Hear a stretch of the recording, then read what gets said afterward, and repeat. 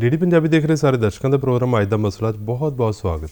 दोस्तों इस वे चोणों का जोड़ा आगाज़ हो चुका और पंजाब के जोड़ियाँ चोणों की बिगुल जोड़ा है चोण कमीशन वालों बजा दिता गया और किस तरीके दे नाल प्रशासन ने तैयारियां कीतियां ने वोटर्स नूं किस तरीके नाल जागरूक किया जा रहा। सो असीं इस अज का मसला प्रोग्राम अज इस विषय के उत्ते चर्चा करांगे वोटर जागरूकता अते तैयारियां। सो इस विषय के उत्ते गलबात करने वास्ते असीं अपने स्टूडियो बहुत ही खास माहिर मेहमान जिहड़े बुलाए। सब तो पहला तारुफ मेरे नाल बैठे हैं मैडम अपनीत रियात जी जो कि डिप्टी कमिश्नर ने हुशियारपुर। मैडम बहुत बहुत स्वागत है। शुक्रिया। दर्शकों घर बैठे तुसीं साडे नाल टैलीफोन के उत्ते राबता रखते हो। साडे टैलीफोन नंबर नोट कर लो 0181 281 42 61 0181 281 42 64। सानू तुहाड़ियां कॉल्स का बेसब्री के नाल इंतजार रहेगा। सो चर्चा शुरू करते हैं। सब तो पहला मैडम कि चोणों का आगाज़ जोड़ा हो चुका, मॉडल कोड ऑफ कंडक्ट लग चुका, ये चोण जाब्ता की हुंदा और किहड़ियां चीज़ां इस विच कैंडीडेट्स ने नहीं करनियां हुंदियां। सो ये बारे थोड़ा विस्तार देना साडे दर्शकों। संजीव जी सब तो पहला तो तुहाडा धन्नवाद मैनूं इस शो ते बुलाउण लई। 8 तरीक ਨੂੰ 8 जनवरी 2022 ਨੂੰ ਮਾਨਯੋਗ ਇਲੈਕਸ਼ਨ ਕਮਿਸ਼ਨ ਆਫ ਇੰਡੀਆ ਵੱਲੋਂ मॉडल कोड ऑफ कंडक्ट लागू कर दिता गया। उन्होंने वालों 5 स्टेट्स जिथे इलैक्शनस हो रही हैं उन्होंने शेड्यूल जारी किया गया। जिमें ही शेड्यूल जारी होंदा है उदों इन्हां states they which model code of conduct लागू हो जाता है। जदों असीं मॉडल कोड ऑफ कंडक्ट की गल करते हैं जिन्हों असीं आदर्श चोण जाब्ता भी कहने हैं, वो जदों लागू होंदा है तो उसके आण दे नाल अलग अलग सैक्टर्स के उत्ते कुछ पाबंदियां लग जांदियां ने ते कुछ गाइडलाइनस हुंदियां जिन्हां दी उन्होंने पालना करनी हुंदी है तो सारी इलैक्शन मशीनरी एकजुट हो जाती है इन्हां हदायतां की पालना करवाउण दे विच। जिवें सब तो पहलां जे असीं पोलिटिकल पार्टीज़ या कैंडीडेट्स की गल करिए तो जिवें ही मॉडल कोड ऑफ कंडक्ट आंदा है तो सब तो पहला तो उन्होंने जेकर कोई अपनी political rally function road show कोई मार्च वगैरह करनी हुंदी है तो उहदे लई उन्हां नूं जिहड़ी डिस्ट्रिक्ट इलैक्शन ऑफिस की परमिशन लैनी लाजमी हुंदी है। इस तरह वो किसी भी सरकारी बिल्डिंग या सरकारी स्ट्रक्चर के उत्ते अपनी इलैक्शन कैंपेनिंग दे नाल संबंधित कोई पोस्टर होर्डिंग वगैरह नहीं लगा सकते, वो तुरंत हटाए जाने होंदे ने। नाल ही जेड़े भी कोई अपनी इलैक्शन रैली फंक्शन करते हैं जिथे स्पीच देंदे ने उत्थे किसी भी इस तरह का ये विषय ते स्पीच नहीं दे सकते जिस दे नाल कोई कम्यूनल हैट्रेड फैले जां किसी कोई दो समुदाय दे विच कोई प्रॉब्लम क्रिएट होवे। सो ये सारियां चीज़ां दी इन्हां ने ध्यान रखना हुंदा ते इलैक्शन मशीनरी इसनूं इंश्योर करदी है। सो किते ना किते एक लैवल प्लेइंग फील्ड जिहड़ा है वो इलैक्शन कमीशन वालों प्रोवाइड किया जाता ताकि सारे लोग जिहड़े बराबर हो सकन और बहुत सारियां जिहड़ियां चेंजिस इहदे नाल प्रशासन करदा हैगा। मैडम बहुत सारे कैंडीडेट्स इस वार फस्ट टाइम वोटर्स होंदे है और उन्हां विच आम तौर ते असीं देखदे हैं वोटां नूं लैके बड़ा उत्साह हुंदा। सो उन्हां नूं होर ज़्यादा मोटिवेट करन वास्ते की कुछ खास उपराले तुसीं इलैक्शन कमीशन वालों बहुत ज़्यादा इस चीज़ से एम्फसाइज़ किया जाता है कि जो फस्ट टाइम वोटर्स ने 18 साल के होंदे ने जिहड़े 1/1/2022 ਨੂੰ 18 साल की उम्र हासिल कर रहे हैं वो ज़रूर वोट पान अपने वोट का अधिकार जरूर इस्तेमाल करन। सो इहदे लई असी हुण तो नहीं बहुत टाइम पहलां तो ही इस बारे असी अवेयरनैस मुहिम स्टार्ट कर दित्ती सी। असी साडे जिहड़े स्वीप नोडल ऑफिसर्स हुंदे ने जिहड़े वोटर जागरूकता मुहिम दे विच लगे हुंदे ने उन्हां वल्लों सारे कॉलेजेस दे विच सारे कोचिंग इंस्टीट्यूट्स जिथे इस कैटेगरी इस उम्र इस वर्ग के बच्चे पढ़ते हैं उत्थे जाके असी ये सारी जागरूकता मुहिम चलाई ते नाल ही हर इंस्टीट्यूट तो इस सर्टिफिकेट भी लिया कि हर इनरोल्ड बच्चा जिहड़ा है वो उन्हें अपनी वोट बना ली है ते नाल ही उत्थे सारे बच्चों नूं उन्हां दे वोट के अधिकार की महत्ता बारे भी दस्सिया जाता है ताकि वो जिवें ही 18 साल के हुंदे ने अपनी वोट का अधिकार जरूर इस्तेमाल करें। मैडम जिस तरह तुसीं दस्सिया कि ये सारे यंग वोटर्स नूं तुसीं मोटिवेट करने बहुत सारियां एक्टिविटी स्वीप के तहत होंदियां कि कोई वोटर अगर हुण वोट बनाने तो वांझा रह गया वो इनरोल करवा सकता है, जे करवा सकता तो उहदे वास्ते की करना पड़ेगा? जी बिल्कुल। वैसे तो जिहड़ा एक इलैक्टोरल रोल है साडा 5 जनवरी नूं ओह पब्लिश हो चुका है, लेकिन हले भी जेकर कोई रह गया है जिसने अपनी वोट नहीं बनाई है वो अपने BLO दे कोल जाके अपनी वोट अपलाई कर सकते हैं तो वो एक सप्लीमेंटरी नाल अटैच हुंदा लोग इलैक्टोरल रोल दे उहदे विच उन्हां दा नाम शामिल हो सकता है। ਮੈਡਮ ਚूँकि ਅਸੀਂ ਦੇਖਦੇ ਹਾਂ ਕਿ ਬਹੁਤ ਸਾਰੀਆਂ ਇਲੈਕਸ਼ਨ ਕਮਿਸ਼ਨ ਨੇ ਇਸ ਵੇਲੇ ਤਬਦੀਲੀਆਂ ਕੀਤੀਆਂ ਨੇ ਔਰ ਇਹਦੇ ਵਿੱਚ ਇੱਕ ਬੜਾ ਮਹੱਤਵਪੂਰਨ ਹੈ ਕਿ ਕੋਈ ਵੀ ਵੋਟਰ ਜਿਹੜਾ ਆਪਣੇ ਕੈਂਡੀਡੇਟਸ ਬਾਰੇ ਜਾਣ ਸਕਦਾ, ਉਹਨਾਂ ਦਾ ਪ੍ਰੋਫਾਈਲ ਦੇਖ ਸਕਦਾ। ਸੋ ਇਹ ਕਿਸ ਤਰੀਕੇ ਦੇ ਨਾਲ, ਔਰ ਅਗਰ ਅਸੀਂ ਆਪਣੇ ਕੈਂਡੀਡੇਟਸ ਦਾ ਪ੍ਰੋਫਾਈਲ ਚੈੱਕ ਕਰਨਾ ਚਾਹੁੰਦੇ ਤਾਂ ਉਹਦੇ ਵਾਸਤੇ ਕੀ ਕਰਨਾ ਹੋਏਗਾ? ਇਹ ਬਹੁਤ ਜ਼ਰੂਰੀ ਹੈ ਕਿ ਅਸੀਂ ਜਦੋਂ ਵੋਟ ਪਾਈਏ ਜਾਂ ਵੋਟ ਪਾਉਣ ਦੇ ਬਾਰੇ ਸੋਚੀਏ ਤਾਂ ਅਸੀਂ ਕੈਂਡੀਡੇਟ ਦੇ ਬਾਰੇ, ਕੈਂਡੀਡੇਟ ਦੀ ਬੈਕਗਰਾਊਂਡ ਬਾਰੇ, ਉਹਨਾਂ ਦੇ ਕ੍ਰੈਡੈਂਸ਼ੀਅਲਸ ਬਾਰੇ ਜ਼ਰੂਰ ਜਾਣੀਏ। ਸੋ ਇਹਦੇ ਲਈ ਜਦੋਂ ਵੀ ਕੋਈ ਵਿਅਕਤੀ ਆਪਣਾ ਨੋਮੀਨੇਸ਼ਨ ਭਰਦਾ ਹੈ ਵੋਟ ਚੁਣਾਵ ਲੜਨ ਦੇ ਲਈ, ਉਸ ਦੇ ਨਾਲ ਇਹ ਲਾਜ਼ਮੀ ਹੈ ਕਿ ਉਹਨਾਂ ਨੇ ਆਪਣਾ ਇੱਕ ਐਫੀਡੇਵਿਟ ਦੇਣਾ ਹੁੰਦਾ ਹੈ, ਜਿਹਦੇ ਵਿੱਚ ਉਹਨਾਂ ਨੇ ਸਾਰਾ ਆਪਣਾ ਐਜੂਕੇਸ਼ਨ ਕੁਆਲੀਫਿਕੇਸ਼ਨ, ਉਹਨਾਂ ਦੀ ਪ੍ਰੋਪਰਟੀ ਡਿਟੇਲਸ ਜਾਂ ਫਿਰ ਜੇਕਰ ਕੋਈ ਉਹਨਾਂ ਦੇ ਕ੍ਰਿਮੀਨਲ ਐਂਟੀਸੀਡੈਂਟਸ ਰਹੇ ਨੇ ਉਹ ਉਹਨਾਂ ਨੇ ਡਿਸਕਲੋਜ਼ ਕਰਨੇ ਹੁੰਦੇ ਨੇ। ਅਤੇ ਇਸ ਐਫੀਡੇਵਿਟ ਨੂੰ ਕੋਈ ਵੀ ਇਹਦੇ ਬਾਰੇ ਜਾਣਕਾਰੀ ਲੈ ਸਕਦਾ ਹੈ ਜੇਕਰ ਉਹ ਆਪਣੇ ਕੈਂਡੀਡੇਟ ਦੇ ਬਾਰੇ ਜਾਣਨਾ ਚਾਹੁੰਦੇ ਨੇ। ਕੀ ਇਹ ਪਬਲਿਸ਼ ਵੀ ਕੀਤਾ ਜਾਏਗਾ? ਹਾਂਜੀ, ਇਹ ਜਦੋਂ ਹੀ ਸਾਡੇ ਕੋਲ ਇਹ ਸਬਮਿਟ ਹੁੰਦੇ ਨੇ, ਇਹ ਜਿਹੜੇ ਰਿਟਰਨਿੰਗ ਆਫਿਸਰ ਨੇ ਉਹਨਾਂ ਦੇ ਕੋਲ ਸਬਮਿਟ ਹੁੰਦੇ ਤੇ ਉਹਨਾਂ ਦੇ ਨਾਲ ਉਹਨਾਂ ਨੇ ਅਖਬਾਰ ਦੇ ਵਿੱਚ ਪਬਲਿਸ਼ ਕਰਨਾ ਹੁੰਦਾ ਹੈ। ਜੀ ਇਸ ਵਾਰ ਜਿਸ ਤਰ੍ਹਾਂ ਇਹ ਗੱਲ ਕਹੀ ਗਈ ਕਿ ਜੇ ਕੋਈ ਦਾਗੀ ਉਮੀਦਵਾਰ ਨੂੰ ਟਿਕਟ ਮਿਲੇਗੀ ਤਾਂ ਉਹਦੇ ਵਾਸਤੇ ਸਪਸ਼ਟੀਕਰਨ ਵੀ ਦੇਣਾ ਹੋਏਗਾ, ਉਹ ਕਿਸ ਤਰੀਕੇ ਦੇ ਨਾਲ, ਉਹਦੇ ਬਾਰੇ ਵੀ ਥੋੜ੍ਹਾ ਜਿਹਾ ਕਿ ਪੋਲੀਟੀਕਲ ਪਾਰਟੀਜ਼ ਨੂੰ ਇਹ ਦੱਸਣਾ ਹੋਏਗਾ ਕਿ ਉਹਨਾਂ ਨੇ ਦਾਗੀ ਉਮੀਦਵਾਰ ਨੂੰ ਟਿਕਟ ਕਿਉਂ ਦਿੱਤੀ। ਬਿਲਕੁਲ, ਇਹ ਜਸਟੀਫਿਕੇਸ਼ਨ ਹਰ ਪੋਲੀਟੀਕਲ ਪਾਰਟੀ ਨੂੰ ਇਹ ਦੇਣਾ ਪਏਗਾ ਕਿ ਜੇ ਕਿਸੇ ਵੀ ਉਮੀਦਵਾਰ ਦੇ ਕ੍ਰਿਮੀਨਲ ਐਂਟੀਸੀਡੈਂਟਸ ਰਹੇ ਨੇ ਜਾਂ ਇਸ ਤਰ੍ਹਾਂ ਦੀ ਬੈਕਗਰਾਊਂਡ ਰਹੀ ਹੈ ਤਾਂ ਉਸਨੂੰ ਚੋਣ ਲੜਨ ਦੇ ਲਈ ਟਿਕਟ ਦੇਣਾ ਕੀ ਜਿਹੜਾ ਹੈ ਉਪਰਾਲਾ ਕਿਤੇ ਨਾ ਕਿਤੇ ਲੋਕਤੰਤਰ ਨੂੰ ਮਜ਼ਬੂਤ ਕਰਨ ਵਾਸਤੇ ਜਿਹੜਾ ਹੈ ਉਹ ਉਠਾਇਆ ਜਾ ਰਿਹਾ ਕਿ ਅਸੀਂ ਦਾਗੀ ਉਮੀਦਵਾਰ ਜਿਹੜੇ ਉਹਨਾਂ ਨੂੰ ਕਿਤੇ ਨਾ ਕਿਤੇ ਹੌਲੀ ਹੌਲੀ ਲੋਕਤੰਤਰ ਦੀ ਪ੍ਰਕਿਰਿਆ ਚੋਂ ਬਾਹਰ ਕਰ ਸਕੇ। ਇੱਕ ਦਰਸ਼ਕ ਸਾਡਾ ਫੋਨ ਦੇ ਉੱਤੇ ਜੁੜ ਚੁੱਕੇ, ਇਹਨਾਂ ਨੂੰ ਸ਼ਾਮਿਲ ਕਰਦੇ। ਬਹੁਤ ਬਹੁਤ ਸਵਾਗਤ ਹੈ ਤੁਹਾਡਾ। ਹੈਲੋ ਹੈਲੋ ਜੀ, ਬਹੁਤ ਬਹੁਤ ਸਵਾਗਤ ਹੈ ਤੁਹਾਡਾ।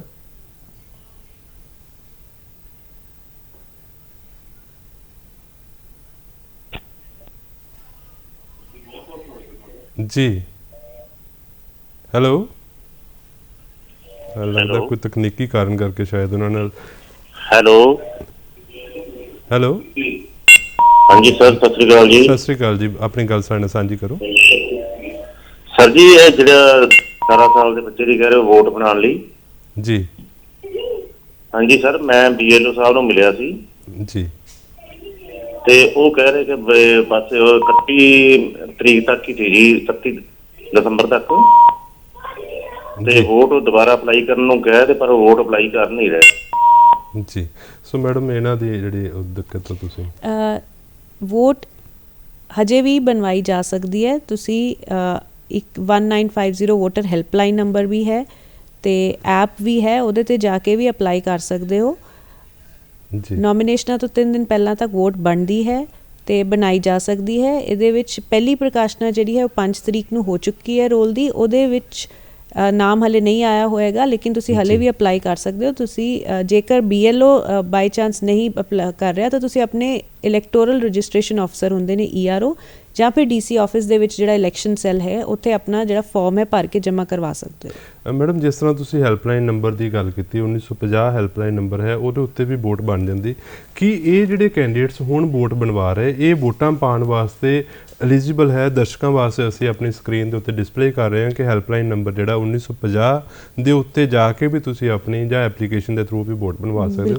ਕੀ ਇਹ ਵੋਟ ਪਾਉਣ ਲਈ ਐਲੀਜੀਬਲ ਹੋਣਗੇ ਜੇ ਹੁਣ ਅਸੀਂ ਵੋਟ ਬਣਵਾ? ਇਹ ਹੁਣ ਜੇ ਕਰ ਦਿੰਦੇ ਨੇ ਤਾਂ ਹਜੇ ਵੀ ਐਲੀਜੀਬਲ ਹੋਣਗੇ, ਪ੍ਰੋਵਾਈਡਡ ਇਹਨਾਂ ਦੀ 1/1/2022 ਤੱਕ 18 ਸਾਲ ਦੀ ਉਮਰ ਪੂਰੀ ਹੋ ਚੁੱਕੀ। ਸੋ ਬਹੁਤ ਅਹਿਮ ਹੈ ਕਿ ਜਿਹੜੇ ਹੁਣ ਵੀ ਅਪਲਾਈ ਕਰ ਸਕਦੇ ਆ ਵੋਟਰ ਜਿਨ੍ਹਾਂ ਦੀ ਉਮਰ 18 ਸਾਲ ਹੋ ਰਹੀ ਹੈ ਔਰ ਉਹ ਵੋਟ ਪਾਉਣ ਦੇ ਲਈ ਐਲੀਜੀਬਲ ਹੋਣਗੇ ਔਰ ਚੋਣ ਪ੍ਰਕਿਰਿਆ ਦੇ ਵਿੱਚ, ਲੋਕਤੰਤਰ ਦੇ ਵਿੱਚ ਆਪਣੀ ਮਹੱਤਵਪੂਰਨ ਭਾਗੀਦਾਰੀ ਜਿਹੜੀ ਹੈ ਉਹ ਦੇ ਸਕਦੇ। ਸੋ ਮੈਡਮ ਹੁਣ ਚੂੰਕਿ ਅਸੀਂ ਦੇਖਦੇ ਹਾਂ ਕਿ ਇਸ ਵੇਲੇ ਬਹੁਤ ਸਾਰੇ ਮੁਲਾਜ਼ਮ ਜਿਹੜੇ ਆ ਉਹ ਇਲੈਕਸ਼ਨ ਡਿਊਟੀਆਂ ਦੇ ਉੱਤੇ ਇਨਵੋਲਵ ਹੁੰਦੇ ਔਰ ਬਹੁਤ ਸਾਰੇ ਲੋਕ ਹੁੰਦੇ ਜਿਹੜੇ ਕਿ ਸੂਬੇ ਤੋਂ ਬਾਹਰ ਆਪਣੀ ਕਿਸੇ ਨੌਕਰੀ ਕਾਰਨ ਉਹਨਾਂ ਨੂੰ ਜਾਣਾ ਪੈਂਦਾ। ਸੋ ਇਹ ਲੋਕੀ ਆਪਣੀ ਵੋਟ ਦਾ ਪ੍ਰਯੋਗ ਕਿਸ ਤਰੀਕੇ ਦੇ ਨਾਲ ਕਰਨਗੇ, ਉਹਦੇ ਬਾਰੇ ਵੀ ਸਕਦੇ। ਜੀ ਸੰਜੀਵ ਜੀ, ਬਹੁਤ ਜ਼ਿਆਦਾ ਜਿਹੜਾ ਅਮਲਾ ਹੁੰਦਾ ਹੈ ਉਹ ਇਲੈਕਸ਼ਨ ਕਰਵਾਉਣ ਦੇ ਵਿੱਚ ਲੱਗਿਆ ਹੁੰਦਾ ਹੈ ਅਤੇ ਬਹੁਤ ਜ਼ਰੂਰੀ ਹੈ ਕਿ ਉਹ ਵੀ ਆਪਣਾ ਜਿਹੜਾ ਮੌਲਿਕ ਅਧਿਕਾਰ ਹੈ ਵੋਟ ਪਾਉਣ ਦਾ ਉਹ ਇਸਤੇਮਾਲ ਕਰਨ। ਇਹਦੇ ਲਈ ਇਲੈਕਸ਼ਨ ਕਮਿਸ਼ਨ ਵੱਲੋਂ ਪੋਸਟਲ ਬੈਲਟ ਦਾ ਜਿਹੜਾ ਹੈ ਪ੍ਰਬੰਧ ਕੀਤਾ ਗਿਆ ਹੈ। 12 ਨੰਬਰ ਫਾਰਮ ਹੁੰਦਾ ਹੈ ਜਿਹੜਾ ਭਰਵਾਇਆ ਜਾਂਦਾ ਹੈ ਸਾਰੇ ਅਮਲੇ ਤੋਂ, ਚਾਹੇ ਉਹ ਆਪਣੀ ਸਟੇਟ ਦੇ ਅੰਦਰ ਕੰਮ ਕਰ ਰਹੇ ਨੇ ਜਾਂ ਦੂਸਰੀ ਸਟੇਟ ਦੇ ਵਿੱਚ। ਸੋ ਜਦੋਂ ਇਹਨਾਂ ਦੀ ਟ੍ਰੇਨਿੰਗ ਸਟਾਰਟ ਹੁੰਦੀ ਹੈ ਇਹਨਾਂ ਦੀ, ਉਸ ਵੇਲੇ ਪ੍ਰੋਪਰ ਇਹਨਾਂ ਦੇ ਲਈ ਅਰੇਂਜਮੈਂਟ ਕੀਤੇ ਜਾਂਦੇ ਨੇ, ਜਿਹਦੇ ਨਾਲ ਇਹ ਆਪਣਾ 12 ਨੰਬਰ ਫਾਰਮ ਭਰ ਕੇ ਇਹ ਪੋਸਟਲ ਬੈਲਟ ਦੇ ਥਰੂ ਆਪਣੀ ਵੋਟ ਕਾਸਟ ਕਰ ਸਕਦੇ ਨੇ। ਤੇ ਅਸੀਂ ਵੀ ਇਸ ਵਾਰੀ ਇਲੈਕਸ਼ਨ ਕਮਿਸ਼ਨ ਦੀਆਂ ਹਦਾਇਤਾਂ ਦੇ ਮੁਤਾਬਿਕ ਕਾਫੀ ਪੁਖਤਾ ਪ੍ਰਬੰਧ ਕੀਤੇ ਹੈ, ਇਹ ਇਨਸ਼ੋਰ ਕਰਨ ਲਈ ਕਿ ਹਰ ਵਿਅਕਤੀ ਚਾਹੇ ਉਹ ਇਲੈਕਸ਼ਨ ਡਿਊਟੀ ਕਰ ਰਿਹਾ ਹੈ ਲੇਕਿਨ ਉਹ ਆਪਣੀ ਵੋਟ ਜ਼ਰੂਰ ਪਾ ਸਕੇ। ਸੋ ਸਰਕਾਰ ਵੱਲੋਂ, ਪ੍ਰਸ਼ਾਸਨ ਵੱਲੋਂ ਬਹੁਤ ਅਹਿਮ ਉਪਰਾਲੇ ਹੁੰਦੇ ਆ ਕਿ ਹਰ ਵਿਅਕਤੀ ਜਿਹੜਾ ਹੈ ਉਹ ਉਸੇ ਭਾਗੀਦਾਰੀ ਲੋਕਤੰਤਰ ਦੇ ਵਿੱਚ ਹੋਵੇ ਔਰ ਆਪਣੀ ਸਰਕਾਰ ਚੁਣਨ ਦੇ ਵਿੱਚ ਆਪਣੀ ਸ਼ਮੂਲੀਅਤ ਕਰ ਸਕੇ। ਮੈਡਮ, ਸਮਾਂ ਕੋਵਿਡ ਦਾ ਚੱਲ ਰਿਹਾ ਔਰ ਅਸੀਂ ਦੇਖਦੇ ਹਾਂ ਕਿ ਇਹਦੇ ਵਿੱਚ ਬਹੁਤ ਸਾਰੀਆਂ ਪਾਬੰਦੀਆਂ, ਜਿਸ ਤਰੀਕੇ ਦੇ ਨਾਲ ਪਹਿਲਾਂ ਹੀ ਰੈਲੀਆਂ ਦੇ ਉੱਤੇ ਪਾਬੰਦੀਆਂ, ਡੋਰ ਟੂ ਡੋਰ ਕੰਪੇਨਿੰਗ ਦੇ ਉੱਤੇ ਪਾਬੰਦੀਆਂ ਲੱਗੀਆਂ ਹੋਈਆਂ, ਕੀ ਇਸ ਵਾਰ ਹੋਰ ਖਾਸ ਉਪਰਾਲੇ ਜਿਹੜੇ ਆ ਤਾਂ ਕਿ ਜਦੋਂ ਵੋਟ ਪਾਉਣ ਵਾਸਤੇ ਵੋਟਰ ਆ ਰਿਹਾ ਤਾਂ ਉਸ ਦੇ ਵਾਸਤੇ ਕੀ ਹੋਰ ਇੰਤਜ਼ਾਮ ਜਿਹੜੇ ਹੈ? ਜੀ, ਇਸ ਵਾਰੀ ਕਿਉਂਕਿ ਕੋਵਿਡ ਦਾ ਟਾਈਮ ਚੱਲ ਰਿਹਾ ਹੈ ਤਾਂ ਇਸ ਨੂੰ ਦੇਖਦੇ ਹੋਏ ਬਹੁਤ ਜ਼ਿਆਦਾ ਪ੍ਰਬੰਧ ਕੀਤੇ ਜਾ ਰਹੇ ਨੇ। ਹਰ ਪੋਲਿੰਗ ਬੂਥ 'ਤੇ ਸਭ ਤੋਂ ਪਹਿਲਾਂ ਤਾਂ ਇਨਸ਼ੋਰ ਕੀਤਾ ਜਾ ਰਿਹਾ ਹੈ ਕਿ 100% ਸਟਾਫ ਜਿਹੜਾ ਪੋਲਿੰਗ ਕਰਵਾਏਗਾ ਉਹ ਡਬਲੀ ਵੈਕਸੀਨੇਟਡ ਹੋਵੇ। ਡਬਲੀ ਵੈਕਸੀਨੇਟਡ ਮਤਲਬ ਉਹਨਾਂ ਨੂੰ ਦੋਨੋਂ ਡੋਜ਼ ਲੱਗ ਚੁੱਕੀਆਂ ਨੇ। ਅਸੀਂ ਸਿਰਫ ਉਹਨਾਂ ਨੂੰ ਹੀ ਲਗਾ ਰਹੇ ਹਾਂ ਜਿਨ੍ਹਾਂ ਦੀ ਪੂਰੀ ਡੋਜ਼ ਲੱਗ ਚੁੱਕੀ ਹੈ। ਇਸ ਤੋਂ ਇਲਾਵਾ ਹਰ ਪੋਲਿੰਗ ਬੂਥ ਦੇ ਉੱਤੇ ਕੋਵਿਡ ਪ੍ਰੋਟੋਕੋਲਸ ਦੀ ਪਾਲਣਾ ਲਈ ਪੂਰੇ ਪ੍ਰਬੰਧ ਕੀਤੇ ਜਾ ਰਹੇ ਨੇ, ਜਿਵੇਂ ਕਿ ਹਰ ਜਿਹੜਾ ਸਟਾਫ ਮੈਂਬਰ ਹੈ ਉਹ proper mask, face shield, gloves ਲਗਾ ਕੇ ਬੈਠੇਗਾ। ਹਰ ਵੋਟਰ ਨੂੰ ਜਿਨ੍ਹਾਂ ਨੇ ਵੋਟ ਪਾਣੀ ਹੈ, ਕਿਉਂਕਿ ਉਹਨਾਂ ਨੇ ਆਪਣੀ ਉਂਗਲੀ ਦੇ ਨਾਲ EVM ਪ੍ਰੈਸ ਕਰਨੀ ਹੈ, ਸੋ ਇਹ ਲਾਜ਼ਮੀ ਹੋਏਗਾ ਕਿ ਹਰ ਵੋਟਰ ਜਿਹੜਾ ਆਏਗਾ ਉਹ ਗਲਵ ਪਾ ਕੇ ਵੋਟ ਕਰੇਗਾ ਅਤੇ ਉਸ ਤੋਂ ਬਾਅਦ ਆਪਣਾ ਗਲਵ ਡਿਸਪੋਜ਼ ਆਫ ਕਰਨਗੇ। ਹਰ ਪੋਲਿੰਗ ਬੂਥ ਦੇ ਉੱਤੇ ਹੈਲਥ ਡਿਪਾਰਟਮੈਂਟ ਵੱਲੋਂ ਇੱਕ ਆਸ਼ਾ ਵਰਕਰ ਜਾਂ ਮਲਟੀਪਰਪਜ਼ ਹੈਲਥ ਵਰਕਰ ਲਗਾਏ ਜਾ ਰਹੇ ਨੇ, ਜਿਹੜੇ ਉੱਥੇ ਇਨਸ਼ੋਰ ਕਰਨਗੇ ਕਿ ਸੋਸ਼ਲ ਡਿਸਟੈਂਸਿੰਗ ਫੋਲੋ ਹੋ ਰਹੀ ਹੈ, ਹਰ ਵਿਅਕਤੀ ਮਾਸਕ ਲਗਾ ਕੇ ਜਾ ਰਿਹਾ ਹੈ, ਗਲਵਸ ਪਾਏ ਹੋਏ ਨੇ। ਅਤੇ ਸਾਰੀ ਪ੍ਰਕਿਰਿਆ ਪੂਰੀ ਹੋਣ ਤੋਂ ਬਾਅਦ ਇਹ ਸਾਰਾ ਜਿਹੜਾ ਮਾਸਕ ਨੇ ਚਾਹੇ ਗਲਵਸ ਨੇ, ਇਹਨਾਂ ਦਾ ਪ੍ਰੋਪਰ ਹੈਲਥ ਡਿਪਾਰਟਮੈਂਟ ਦੀ ਹਦਾਇਤਾਂ ਮੁਤਾਬਿਕ ਬਾਇਓਮੈਡੀਕਲ ਵੇਸਟ ਡਿਸਪੋਜ਼ਲ ਹੋਵੇ। ਹਰ ਇੱਕ ਵਿਅਕਤੀ ਦੀ ਥਰਮਲ ਸਕੈਨਿੰਗ ਵੀ ਕੀਤੀ ਜਾ ਰਹੀ ਹੈ। ਸੋ ਬਹੁਤ ਅਹਿਮ ਉਪਰਾਲੇ ਨੇ ਤਾਂ ਕਿ ਅਸੀਂ ਕੋਵਿਡ ਪ੍ਰੋਟੋਕੋਲ ਜਿਹੜਾ ਹੈ ਉਸ ਨੂੰ ਵੀ ਫੋਲੋ ਕਰਨਾ ਹੈ, ਲੋਕਤੰਤਰ ਨੂੰ ਵੀ ਮਜ਼ਬੂਤ ਕਰਨਾ ਹੈ ਔਰ ਆਪਣੀ ਮਨਪਸੰਦ ਦੀ ਸਰਕਾਰ ਜਿਹੜੀ ਹੈ ਉਸ ਨੂੰ ਚੁਣਨਾ ਹੈ। ਸੋ ਪ੍ਰਸ਼ਾਸਨ ਵੱਲੋਂ ਹਰ ਉਹ ਸੰਭਵ ਜਿਹੜੇ ਉਪਰਾਲੇ ਜਿਹੜੇ ਆ ਉਹ ਕੀਤੇ ਗਏ ਨੇ। ਮੈਡਮ, ਹੁਣ ਚੂँਕਿ ਹੋਰ ਲੋਕਤੰਤਰ ਨੂੰ ਮਜ਼ਬੂਤ ਕਰਨ ਵਾਸਤੇ, ਟਰਾਂਸਪੇਰੈਂਸੀ ਲਿਆਉਣ ਵਾਸਤੇ ਇਸ ਵਾਰ ਵੋਟਿੰਗ ਮਸ਼ੀਨਾਂ ਦੇ ਨਾਲ VVPAT ਦਾ ਪ੍ਰਯੋਗ ਹੋ ਰਿਹਾ, ਇਹ ਕੀ ਪ੍ਰਕਿਰਿਆ ਹੈ ਔਰ ਇਸ ਦੇ ਨਾਲ ਕਿਸ ਤਰੀਕੇ ਨਾਲ ਪਾਰਦਰਸ਼ਤਾ ਆਉਂਦੀ? VVPAT ਜੋ ਹੈ ਇਹ ਹੈ ਵੋਟਰ ਵੈਰੀਫਾਈਬਲ ਪੇਪਰ ਆਡਿਟ ਟ੍ਰੇਲ। ਇਹ ਇੱਕ ਮਸ਼ੀਨ ਹੈ ਜਿਹੜੀ EVM ਮਸ਼ੀਨ ਦੇ ਨਾਲ ਜੋੜੀ ਜਾਂਦੀ ਹੈ। EVM ਮਸ਼ੀਨ ਦੇ ਉੱਤੇ ਅਸੀਂ ਜੋ ਵੀ ਕਿਸ ਕੈਂਡੀਡੇਟ ਨੂੰ ਵੋਟ ਪਾਉਣਾ ਚਾਹੁੰਦੇ ਹਾਂ ਅਸੀਂ ਬਟਨ ਪ੍ਰੈਸ ਕਰਦੇ ਹਾਂ, ਲੇਕਿਨ ਜੇ ਵੋਟਰ ਇਹ ਦੇਖਣਾ ਚਾਹੁੰਦਾ ਹੈ ਕਿ ਉਹਦੀ ਵੋਟ ਸਹੀ ਜਿਸ ਲਈ ਉਹਨੇ ਪ੍ਰੈਸ ਕੀਤੀ ਹੈ ਉਸੇ ਨੂੰ ਪਈ ਹੈ ਤਾਂ ਉਹ VVPAT ਮਸ਼ੀਨ ਦੇ ਉੱਤੇ ਪੇਪਰ ਦੇ ਉੱਤੇ ਲਿਖ ਕੇ ਆ ਜਾਂਦਾ ਹੈ ਕਿ ਕਿਸ ਨੂੰ ਵੋਟ ਪਾਈ ਗਈ ਹੈ। ਇਸ ਦੇ ਨਾਲ ਇੱਕ ਜਿਵੇਂ ਤੁਸੀਂ ਕਿਹਾ ਟਰਾਂਸਪੇਰੈਂਸੀ ਆਉਂਦੀ, ਪਾਰਦਰਸ਼ਤਾ ਆਉਂਦੀ ਹੈ ਵੋਟਿੰਗ ਪ੍ਰੋਸੈਸ ਦੇ ਵਿੱਚ। 2019 ਦੇ ਵਿੱਚ ਜਨਰਲ ਇਲੈਕਸ਼ਨਸ 'ਚ ਫਸਟ ਟਾਈਮ ਜੋ ਕਿ ਸਾਰੀਆਂ ਜਨਰਲ ਇਲੈਕਸ਼ਨ ਸਾਰੇ ਬੂਥਾਂ ਦੇ ਉੱਤੇ VVPAT ਇਸਤੇਮਾਲ ਕੀਤਾ ਗਿਆ ਸੀ। ਸਟੂਡੀਓ ਦੇ ਅਸੀਂ ਦੇਖ ਰਹੇ ਹਾਂ ਕਿ ਸਕਰੀਨ ਦੇ ਉੱਤੇ ਵੀ ਇਹ ਚੀਜ਼ ਡਿਸਪਲੇ ਹੋ ਰਹੀ ਸੀ, ਮਸ਼ੀਨ VVPAT। ਸੋ ਇਹ ਜਿਹੜੀ ਹੈ ਇਹਦੇ ਵਿੱਚ ਅਸੀਂ ਦੇਖਦੇ ਹਾਂ ਕਿ ਕਿਸ ਤਰੀਕੇ ਦੇ ਨਾਲ ਪਰਚੀ ਜਿਹੜੀ ਹੈ ਉਹ ਡਿੱਗਦੀ ਹੈ। ਸੋ ਉਹਨੂੰ ਕੀ ਕਾਊਂਟ ਵੀ ਕਰਦੇ ਕਿਸ ਤਰੀਕੇ ਦੇ ਨਾਲ? ਜਿਵੇਂ ਜਿਸ ਦਿਨ ਕਾਊਂਟਿੰਗ ਪ੍ਰੋਸੈਸ ਚੱਲਦੀ ਹੈ ਉਸ ਦਿਨ ਹਰ ਕਾਊਂਟਿੰਗ ਜਿਹੜੀ EVM ਮਸ਼ੀਨ 'ਤੇ ਕਾਊਂਟਿੰਗ ਹੁੰਦੀ ਹੈ, ਲੇਕਿਨ VVPAT 5% ਰੈਂਡਮਲੀ ਪਿਕ ਕੀਤੀਆਂ ਜਾਂਦੀਆਂ ਨੇ, ਉਹਨਾਂ ਦੀ ਵੀ ਟੈਸਟ ਦੇ ਤੌਰ 'ਤੇ ਕਾਊਂਟਿੰਗ ਕੀਤੀ ਜਾਂਦੀ ਹੈ ਜਿਹਦੇ ਨਾਲ ਮੈਚ ਹੋ ਸਕੇ ਕਿ EVM 'ਚ ਜਿਹੜੀਆਂ ਜਿੰਨੀਆਂ ਗਿਣਤੀ ਦੀਆਂ ਵੋਟਾਂ ਨਿਕਲੀਆਂ VVPAT 'ਚੋਂ ਵੀ ਨਿਕਲਦੀਆਂ ਨੇ। ਸੋ ਬਹੁਤ ਜ਼ਿਆਦਾ ਟਰਾਂਸਪੇਰੈਂਸੀ ਜਿਹੜੀ ਹੈ ਚੋਣ ਕਮਿਸ਼ਨ ਵੱਲੋਂ ਹਮੇਸ਼ਾ ਸੰਭਵ ਕੋਸ਼ਿਸ਼ ਕੀਤੀ ਜਾਂਦੀ ਕਿ ਕਿਸੇ ਤਰੀਕੇ ਦੇ ਨਾਲ ਕੋਈ ਸ਼ੱਕ ਸ਼ੁਬਾ ਜਿਹੜਾ ਹੈ ਵੋਟਰ ਦੀ ਵੋਟ ਦੇ ਨਾਲ ਉਹ ਨਾ ਰਹਿ ਜਾਏ। ਸੋ ਉਹਦੇ ਵਾਸਤੇ ਜਿਸ ਤਰ੍ਹਾਂ ਮੈਡਮ ਨੇ ਹੁਣੇ ਦੱਸਿਆ ਕਿ ਵੋਟ ਜਿਹੜੀ ਹੈ ਉਹਦੀ ਪਰਚੀ ਵੀ ਨਾਲ ਉਸ ਬਾਕਸ ਵਿੱਚ ਆਉਂਦੀ ਔਰ ਰੈਂਡਮਲੀ 5% ਕਾਊਂਟ ਹੁੰਦੀ ਹੈ। ਸੋ ਮੈਡਮ, ਇਸ ਵਾਰ ਕਈ ਵਾਰੀ ਹੁੰਦਾ ਕਿ ਵੋਟਰ ਨੂੰ ਮਨਪਸੰਦ ਦਾ ਉਮੀਦਵਾਰ ਜਿਹੜਾ ਹੈ ਉਹ ਨਜ਼ਰ ਨਹੀਂ ਆਉਂਦਾ। ਸੋ ਉਸ ਸਥਿਤੀ ਵਿੱਚ ਨੋਟਾਂ ਦਾ ਪ੍ਰਯੋਗ ਜਿਹੜਾ ਹੈ, ਸੋ ਇਹਦੇ ਨਾਲ ਕਿਸ ਤਰੀਕੇ ਦੇ ਨਾਲ ਕੋਈ ਪ੍ਰਭਾਵ ਜਿਹੜਾ ਹੈ ਲੋਕਤੰਤਰ ਦੇ ਉੱਤੇ ਪੈਂਦਾ ਔਰ ਅਗਰ ਸਪੋਜ਼ ਨੋਟਾਂ ਦੇ ਜਿੱਤ ਹੋ ਜਾਂਦੀ ਹੈ ਤਾਂ ਫਿਰ ਕੀ ਹੋਏਗਾ ਉਸ ਸਥਿਤੀ ਵਿੱਚ? ਸੰਜੀਵ ਜੀ, 2013 ਦੇ ਵਿੱਚ ਫਸਟ ਟਾਈਮ ਇਹ ਜਿਹੜੀ ਆਪਸ਼ਨ ਹੈ ਸਾਡੇ ਭਾਰਤੀ ਲੋਕਤੰਤਰ ਦੇ ਵਿੱਚ ਸਟਾਰਟ ਕੀਤੀ ਗਈ ਸੀਗੀ ਨੋਟਾਂ ਦੀ, ਨਨ ਆਫ ਦੀ ਅਬਾਵ, ਮਤਲਬ ਉਪਰੋਕਤ ਵਿੱਚੋਂ ਕੋਈ ਨਹੀਂ। ਇਹ ਇੱਕ ਆਪਸ਼ਨ ਹੈ ਜੋ ਕਿ ਬੈਲਟ ਪੇਪਰ ਦੇ ਅਖੀਰ ਦੇ ਵਿੱਚ ਸਭ ਕੈਂਡੀਡੇਟਸ ਦੇ ਨਾਮ ਤੋਂ ਬਾਅਦ ਅਖੀਰ ਦੇ ਵਿੱਚ ਇੱਕ ਨੋਟਾ ਲਿਖਿਆ ਹੁੰਦਾ ਹੈ, ਜਿਸ ਦਾ ਮਤਲਬ ਹੈ ਕਿ ਜੇਕਰ ਕੋਈ ਵੋਟਰ ਕਿਸੇ ਵੀ ਕੈਂਡੀਡੇਟ ਦੇ ਹੱਕ ਦੇ ਵਿੱਚ ਵੋਟ ਨਹੀਂ ਦੇਣਾ ਚਾਹੁੰਦਾ ਤਾਂ ਉਹ ਨੋਟਾ ਦਾ ਬਟਨ ਦਬਾਏ। ਇਸ ਦੇ ਨਾਲ ਉਹ ਆਪਣੇ ਵੋਟ ਦੇ ਅਧਿਕਾਰ ਨੂੰ ਵੀ ਇਸਤੇਮਾਲ ਕਰ ਰਿਹਾ ਹੈ ਤੇ ਨਾਲ ਦੇ ਨਾਲ ਜਿਹੜੀ ਤੁਸੀਂ ਗੱਲ ਕਹੀ ਕਿ ਇਹਦਾ ਕੈਂਡੀਡੇਟ ਜਾਂ ਇਹਦਾ ਵੋਟਾਂ 'ਤੇ ਕਾਊਂਟਿੰਗ 'ਤੇ ਕੀ ਅਸਰ ਪੈਂਦਾ ਹੈ, ਜੇ ਨੋਟਾ ਦੇ ਹੱਕ ਦੇ ਵਿੱਚ ਸਭ ਤੋਂ ਜ਼ਿਆਦਾ ਵੋਟਸ ਹੋਣ, ਫਿਲਹਾਲ ਜੋ ਇਲੈਕਸ਼ਨ ਕਮਿਸ਼ਨ ਦੀਆਂ ਗਾਈਡਲਾਈਨਸ ਹੈ ਉਹਦਾ ਇਲੈਕਸ਼ਨ ਰਿਜ਼ਲਟ 'ਤੇ ਕੋਈ ਅਸਰ ਨਹੀਂ ਪੈਂਦਾ, ਲੇਕਿਨ ਜੋ ਵੀ ਵਿਅਕਤੀ ਨੋਟਾ ਦੇ ਹੱਕ 'ਚ ਆਪਣੀ ਵੋਟ ਦਬਾਣਾ ਚੋਇਸ ਦੇਣਾ ਚਾਹੁੰਦਾ ਹੈ, ਐਟਲੀਸਟ ਉਹ ਗਿਣਤੀ ਦੇ ਵਿੱਚ ਆ ਜਾਂਦਾ ਹੈ ਕਿ ਇੰਨੇ ਲੋਕਾਂ ਨੇ ਉਪਰੋਕਤ ਵਿੱਚੋਂ ਕਿਸੇ ਵੀ ਕੈਂਡੀਡੇਟ ਨੂੰ ਚੂਜ਼ ਨਹੀਂ ਕੀਤਾ। ਕਿਤੇ ਨਾ ਕਿਤੇ ਲੋਕਤੰਤਰੀ ਜਿਹੜੀ ਪ੍ਰਕਿਰਿਆ ਹੈ, ਸਾਡੀਆਂ ਰਾਜਨੀਤਿਕ ਪਾਰਟੀਆਂ ਉਹਨਾਂ ਨੂੰ ਆਪਣੇ ਉਮੀਦਵਾਰ ਜਿਹੜੇ ਹੈ ਉਹ ਸਿਲੈਕਟਿਵ ਕਰਨ ਦੇ ਵਿੱਚ ਕਿਤੇ ਨਾ ਕਿਤੇ ਸਹਾਈ ਹੁੰਦਾ ਕਿ ਸਾਡਾ ਕੈਂਡੀਡੇਟ ਜਿਹੜਾ ਹੈ ਉਹ ਲੋਕ ਕਿੰਨਾ ਪਸੰਦ ਜਾਂ ਨਾ ਪਸੰਦ ਕਰਦੇ। ਮੈਡਮ ਹੁਣ ਅਸੀਂ ਦੇਖਦੇ ਹਾਂ ਕਿ ਚੂੰਕਿ ਚੋਣਾਂ ਦੇ ਵਿੱਚ ਬਹੁਤ ਸਾਰੇ ਕੈਂਡੀਡੇਟਸ ਹਰ ਤਰ੍ਹਾਂ ਦੀ ਸੰਭਵ ਕੋਸ਼ਿਸ਼ ਕਰਦਾ ਕਿ ਮੈਂ ਲੋਕ ਲੁਭਾਵਨ ਜਿਹੜੇ ਹੈ ਉਹ ਤਰੀਕੇ ਇਸਤੇਮਾਲ ਕਰਾਂ, ਔਰ ਪ੍ਰਸ਼ਾਸਨ ਉਹਨਾਂ ਉੱਤੇ ਕਿਸ ਤਰੀਕੇ ਦੇ ਨਾਲ ਪੈਣੀ ਨਜ਼ਰ ਰੱਖ ਰਿਹਾ ਤਾਂ ਕਿ ਚੋਣ ਪ੍ਰਕਿਰਿਆ ਜਿਹੜੀ ਹੈ ਬਹੁਤ ਸਹੀ ਤਰੀਕੇ ਦੇ ਨਾਲ ਚੱਲੇ। ਜਿਵੇਂ ਹੀ model code of conduct force ਦੇ ਵਿੱਚ ਆ ਜਾਂਦਾ ਹੈ, ਉਸ ਦੇ ਨਾਲ ਹੀ ਜਿਹੜੀਆਂ ਹਰ ਕੌਂਸਟੀਚੁਐਂਸੀ ਹੈ, ਹਰ ਹਲਕੇ ਦੇ ਵਿੱਚ ਫਲਾਈਂਗ ਸਕੁਆਡ ਟੀਮਸ ਜੋ ਫੀਲਡ ਦੇ ਵਿੱਚ ਜਾਣੀਆਂ ਸ਼ੁਰੂ ਹੋ ਜਾਂਦੀਆਂ ਨੇ। ਇਹਨਾਂ ਗੱਡੀਆਂ ਦੇ ਵਿੱਚ ਸਿਵਲ ਅਤੇ ਪੁਲਿਸ ਜੁਆਇੰਟ ਟੀਮਸ ਹੁੰਦੀਆਂ ਨੇ, ਕੈਮਰੇ ਲੱਗੇ ਹੁੰਦੇ ਨੇ ਜੋ ਕਿ ਪੂਰੇ ਹਲਕੇ ਦਾ ਨਿਰੰਤਰ ਦੌਰਾ ਕਰਦੇ ਨੇ ਤੇ ਜੇਕਰ ਕਿਤੇ ਵੀ ਕੋਈ model code of conduct the violation ਪਾਈ ਜਾਂਦੀ ਹੈ ਜਾਂ ਫਿਰ ਕਿਸੇ ਵੀ ਪਾਸੇ ਕੋਈ ਕੰਪਲੇਂਟ ਆਉਂਦੀ ਹੈ ਤਾਂ ਉਹਦਾ ਇੱਕਦਮ ਜਾ ਕੇ ਉਹਦਾ ਰੈਜ਼ੋਲਿਊਸ਼ਨ ਕਰਦੇ ਨੇ ਤੇ ਜੇਕਰ ਕੋਈ ਕਾਰਵਾਈ ਕਰਨੀ ਹੈ, ਜੇ ਕਿਸੇ ਤੇ ਕੋਈ FIR ਕਰਨੀ ਹੈ ਜਾਂ ਕੋਈ ਹੋਰ ਐਕਸ਼ਨ ਲੈਣਾ ਤਾਂ ਉਹ ਵੀ ਨਾਲ ਹੀ ਰეკਮੈਂਡ ਕਰਦੇ ਨੇ। ਇਸ ਦੇ ਨਾਲ ਹੀ ਇਲੈਕਸ਼ਨ ਕਮਿਸ਼ਨ ਆਫ ਇੰਡੀਆ ਵੱਲੋਂ ਇੱਕ ਸੀ ਵਿਜਿਲ ਐਪ ਸਟਾਰਟ ਕੀਤੀ ਗਈ ਹੈ। ਇਹ ਬਹੁਤ ਪੁਖਤਾ ਕੰਪਲੇਂਟ ਰਿਡਰੈਸਲ ਮੈਕੈਨਿਜ਼ਮ ਹੈ ਕਿਉਂਕਿ ਇਸ ਦੇ ਨਾਲ ਅਸੀਂ ਰੀਅਲ ਟਾਈਮ ਕੰਪਲੇਂਟ ਕਰਕੇ ਰੀਅਲ ਟਾਈਮ ਉਹਨੂੰ ਚੈੱਕ ਕਰਕੇ ਉਹਦਾ ਸੋਲਿਊਸ਼ਨ ਕਰ ਸਕਦੇ ਨੇ। ਸੀ ਵਿਜਿਲ ਐਪ ਤੁਸੀਂ ਆਪਣੇ ਮੋਬਾਈਲ 'ਤੇ ਡਾਊਨਲੋਡ ਕਰ ਸਕਦੇ ਹੋ, ਇਹ Google play store and app store 'ਤੇ ਵੀ ਉਪਲਬਧ ਹੈ। ਅਤੇ ਤੁਹਾਨੂੰ ਜੇ ਕਿਤੇ ਲੱਗਦਾ ਹੈ ਕਿ ਕੋਈ ਕੈਂਡੀਡੇਟ ਜਾਂ ਕਿਸੇ ਵਿਅਕਤੀ ਵੱਲੋਂ ਕੋਈ ਇਸ ਤਰ੍ਹਾਂ ਦੀ ਗਤੀਵਿਧੀ ਕੀਤੀ ਜਾ ਰਹੀ ਹੈ ਜੋ ਚੋਣਾਂ ਦੀ ਇੰਸਟਰਕਸ਼ਨਸ ਦੇ ਖਿਲਾਫ ਹੈ, ਤੁਸੀਂ ਤੁਰੰਤ ਫੋਟੋ ਖਿੱਚ ਕੇ ਉਹਦੇ ਵਿੱਚ ਅਪਲੋਡ ਕਰ ਸਕਦੇ ਹੋ। ਤੁਹਾਡੀ ਲੋਕੇਸ਼ਨ ਦੇ ਨਾਲ ਇਹ ਜਿਹੜੀ ਕੰਪਲੇਂਟ ਹੈ ਸੰਬੰਧਿਤ ਅਧਿਕਾਰੀ ਕੋਲ, ਟੀਮ ਕੋਲ ਪਹੁੰਚ ਜਾਂਦੀ ਹੈ ਅਤੇ 100 ਮਿੰਟ ਦੇ ਅੰਦਰ ਅੰਦਰ ਇਸ ਦਾ ਸੋਲਿਊਸ਼ਨ ਕੀਤਾ ਜਾਂਦਾ ਹੈ। ਸੋ ਬੜਾ ਅਹਿਮ ਹੈ ਕਿ ਕਿਸ ਤਰੀਕੇ ਦੇ ਨਾਲ ਬਹੁਤ ਹੀ ਲਿਮਟਿਡ ਟਾਈਮ ਦੇ ਵਿੱਚ ਇਹ ਸਾਰੀ ਪ੍ਰਕਿਰਿਆ ਜਿਹੜੀ ਕੀਤੀ ਜਾਂਦੀ ਹੈ ਔਰ ਹਰ ਉਮੀਦਵਾਰ, ਹਰ ਵੋਟਰ ਜਿਹੜਾ ਹੈ ਉਸ ਦੇ ਉੱਤੇ ਜ਼ਿੰਮੇਵਾਰੀ ਆ ਜਾਂਦੀ ਹੈ ਕਿ ਉਸ ਨੇ ਕਿਹੜੀਆਂ ਚੀਜ਼ਾਂ ਨੂੰ ਫੋਲੋ ਕਰਨਾ, ਔਰ ਜਿਹੜਾ ਵੋਟਰ ਹੈ ਉਸ ਦੇ ਉੱਤੇ ਜ਼ਿੰਮੇਵਾਰੀ ਜ਼ਿਆਦਾ ਹੈ ਕਿ ਉਸ ਨੇ ਆਪਣੇ ਆਸ-ਪਾਸ ਵੀ ਪੈਣੀ ਨਜ਼ਰ ਰੱਖਣੀ। ਮੈਡਮ ਚੂੰਕਿ ਹੁਣ ਸਮਾਂ ਸੋਸ਼ਲ ਮੀਡੀਆ ਦਾ, ਅਸੀਂ ਦੇਖਦੇ ਹਾਂ ਕਿ ਇਹਦੇ ਉੱਤੇ ਬਹੁਤ ਜ਼ਿਆਦਾ ਪ੍ਰਚਾਰ ਵੀ ਹੋਣਾ ਔਰ ਚੂੰਕਿ ਕੋਵਿਡ ਕਰਕੇ ਇਹਦੇ ਉੱਤੇ ਜ਼ਿਆਦਾ ਥੋੜ੍ਹਾ ਇੰਫੇਸਿਸ ਹੈ, ਸੋ ਇਸ ਨੂੰ ਚੈੱਕ ਕਰਨਾ ਕਿਸ ਤਰੀਕੇ ਦੇ ਨਾਲ ਮੀਡੀਆ ਉੱਤੇ ਇਹਦੇ ਬਾਰੇ ਵੀ ਥੋੜ੍ਹਾ ਜਿਹਾ ਕਿਸ ਤਰੀਕੇ ਨਾਲ ਤੁਸੀਂ ਪ੍ਰਬੰਧ ਕੀਤੇ? ਅੱਜ ਕੱਲ੍ਹ ਤਾਂ ਸੰਜੀਵ ਜੀ ਸਾਰੇ ਕੈਂਪੇਨਿੰਗ ਹੀ ਸੋਸ਼ਲ ਮੀਡੀਆ ਦੇ ਥਰੂ ਹੋ ਰਹੀ ਹੈ, ਸੋ ਸੋਸ਼ਲ ਮੀਡੀਆ ਦੇ ਉੱਤੇ ਨਜ਼ਰ ਰੱਖਣਾ ਬਹੁਤ ਜ਼ਰੂਰੀ ਹੈ ਕਿਉਂਕਿ ਕੈਂਡੀਡੇਟਸ ਵੱਲੋਂ, ਪਾਰਟੀਜ਼ ਵੱਲੋਂ ਇਸ ਦਾ ਬਹੁਤ ਜ਼ਿਆਦਾ ਇਸਤੇਮਾਲ ਕੀਤਾ ਜਾ ਰਿਹਾ ਹੈ।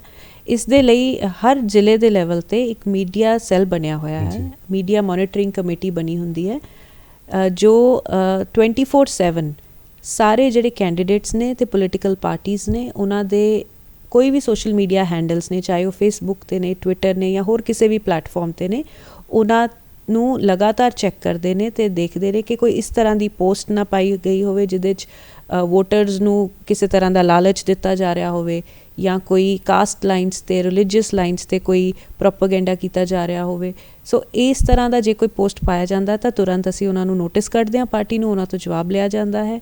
ਸੋ ਇਹ ਜਿਹੜੀ ਮੀਡੀਆ MCMC ਕਮੇਟੀ ਕਹਿੰਦੇ ਇਹਨੂੰ, media certification and monitoring committee 24/7 ਇਹ ਚੈੱਕ ਕਰ ਰਹੇ ਨੇ। ਜੀ ਮੈਡਮ, ਹੁਣ ਚੂੰਕਿ ਲੋਕਤੰਤਰ ਦਾ ਇਹ ਪਰਬ ਹੈ ਇੱਕ ਕਿਸਮ ਦੇ ਨਾਲ ਜਦੋਂ ਅਸੀਂ ਵੋਟਾਂ ਪਾਉਂਦੇ ਹਾਂ, ਸੋ ਇਹਨੂੰ ਹੋਰ ਜ਼ਿਆਦਾ ਫੈਸਟੀਵਿਟੀ ਦੇਣ ਵਾਸਤੇ ਕੀ ਕੋਈ ਮਾਡਲ ਪੋਲਿੰਗ ਬੂਥ ਜਾਂ ਕੁਛ ਇਹੋ ਜਿਹੀਆਂ ਐਕਟੀਵਿਟੀਜ਼ ਵੀ ਚੋਣ ਕਮਿਸ਼ਨ ਵੱਲੋਂ ਕਰਵਾਈਆਂ ਜਾ ਰਹੀਆਂ? ਬਿਲਕੁਲ ਜੀ, ਇਹ ਅਸੀਂ ਇਲੈਕਸ਼ਨ ਅਨਾਊਂਸ ਹੋਣ ਤੋਂ ਪਹਿਲਾਂ ਹੀ ਹਰ ਜ਼ਿਲ੍ਹੇ ਨੇ ਸਟਾਰਟ ਕਰ ਦਿੱਤੀਆਂ ਸੀ ਐਕਟੀਵਿਟੀਜ਼ ਕਿਉਂਕਿ ਇੱਕ ਮਾਹੌਲ ਜਿਵੇਂ ਤੁਸੀਂ ਕਿਹਾ ਬਣਾਉਣਾ ਹੁੰਦਾ ਹੈ ਅਤੇ ਬਣ ਵੀ ਜਾਂਦਾ ਹੈ। ਸੋ ਉਹਦੇ ਲਈ ਅਸੀਂ ਕਾਲਜਿਸ ਦੇ ਵਿੱਚ ਫਸਟ ਟਾਈਮ ਜਿਹੜੇ ਵੋਟਰਸ ਹੈ ਉਹਨਾਂ ਨੂੰ ਪ੍ਰੇਰਿਤ ਕਰਨ ਦੇ ਲਈ, ਨਾਲ ਹੀ PWD ਵੋਟਰਸ ਜਿਹੜੇ ਹੁੰਦੇ, ਪਰਸਨਸ ਵਿਦ ਡਿਸੇਬਿਲਿਟੀਜ਼, ਉਹਨਾਂ ਦੇ ਲਈ ਅਸੀਂ ਬਹੁਤ ਜਿਹੜੀਆਂ ਐਕਟੀਵਿਟੀਜ਼ ਕਰਦੇ ਹਾਂ ਤਾਂ ਕਿ ਕੋਈ ਵੀ PWD ਵੋਟਰ ਵਾਂਝਾ ਨਾ ਰਹਿ ਜਾਏ ਵੋਟ ਪਾਉਣ ਦੇ ਲਈ।